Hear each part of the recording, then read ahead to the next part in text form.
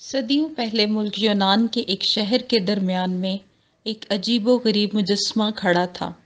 اس عجیب و غریب مجسمے کی شکل و صورت کچھ اس طرح سے تھی۔ وہ سر سے بالکل گنجا تھا، لیکن ماتھے پر بالوں کا ایک گچھا موجود تھا۔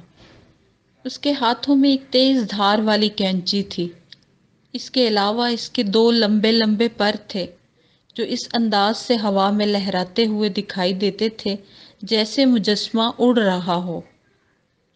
سنگ تراش نے اسے کچھ اس طرح سے بنایا تھا کہ لوگ بے اختیار اس کے متعلق سوچنے لگتے تھے کہ آخر اس بنانے کا مقصد کیا ہے۔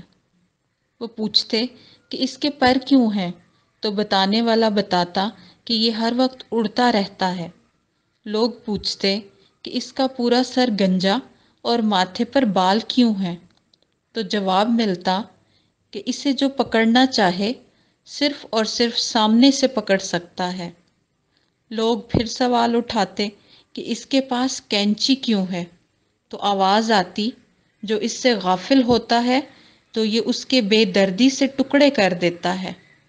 پھر آخر میں لوگ حیرت زدہ ہو کر اس کا نام دریافت کرتے تو بتایا جاتا اس مجسمے کا نام وقت ہے۔